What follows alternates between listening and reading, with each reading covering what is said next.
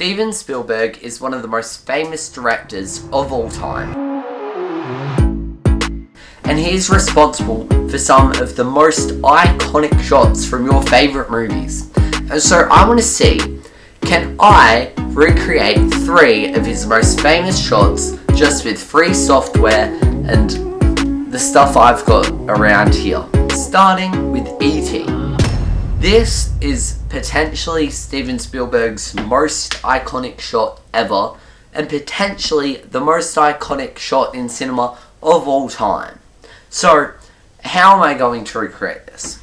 Well, I think the shot itself should be fairly simple. It's basically a bike with a boy sitting on it, which I can do with green screen, and then a simple background and the bike then animated across.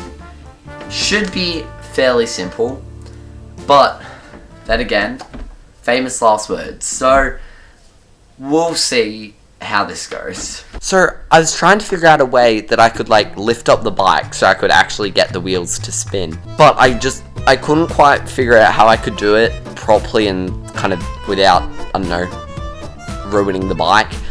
But I looked back at the movie and I realized that you can't really tell if the wheels are spinning or not. The only thing you can really see spinning are the pedals. But if you turn the pedals backwards on a bike, the wheels don't turn. So if I turn the pedals backwards and then reverse the footage, I can make it look like I'm pedaling forwards even though I'm not.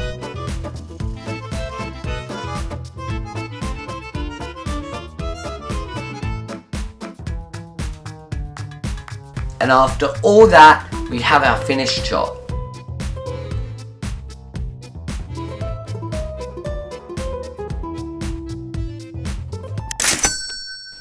On to shot 2.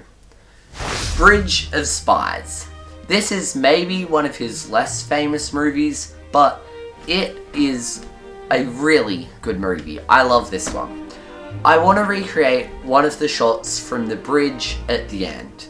Now, the movie poster has one shot on it which looks really cool and I really like. However, it's a little different to how it's actually depicted in the movie. So I'm going to recreate something that's kind of a mix of both shots seen in the movie and the shot on the movie poster. But that's all great, except how am I going to make this? Well, once again, I'm going to use a green screen, which I'll stand in front of to get the character, and then hopefully I can use Blender to create the bridge in a computer and then composite it all together. The first thing I did was I began modeling the sides of the bridge. I did this using a reference image I found on the internet that looked similar to what I wanted. Once I had this, I duplicated the sides and began to construct the basic bridge. All the textures were mostly from Blender Kit, and then I used lots of lighting and fog and things like that to really set the mood that I wanted in the scene.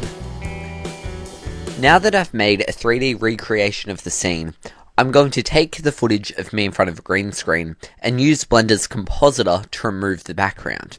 I adjust a bunch of settings and then render this.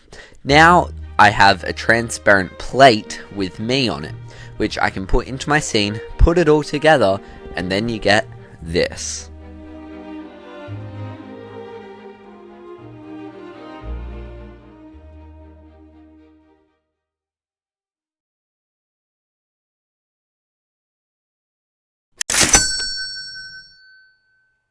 And after all that, we are 2 shots down, just 1 to go. For the final shot, I'm going to try to recreate the warehouse from Indiana Jones.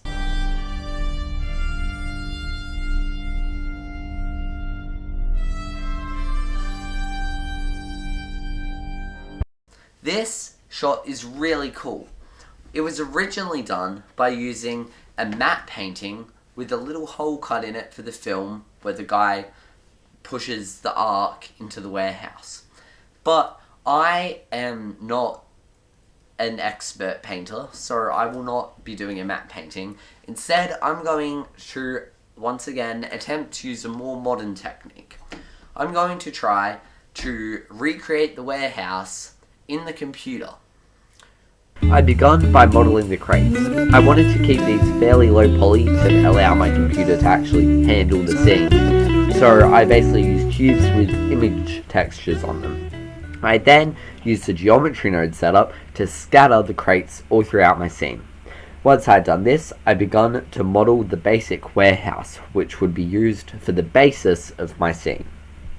This was all going great until I tried to hit render.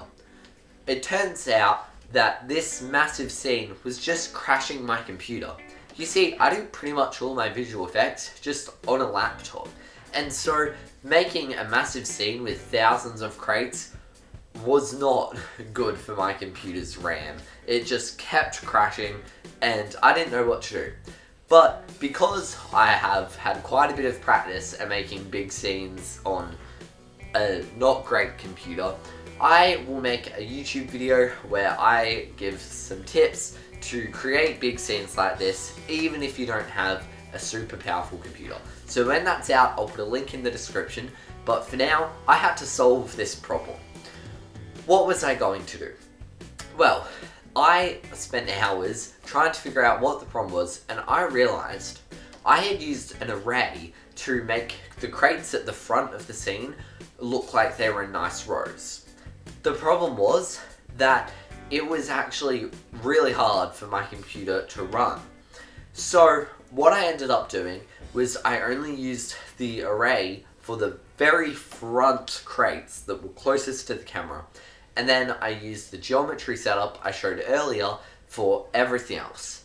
Finally, I was able to render it. And then with a little bit of fog in post-production, I was able to create the warehouse from Indiana Jones.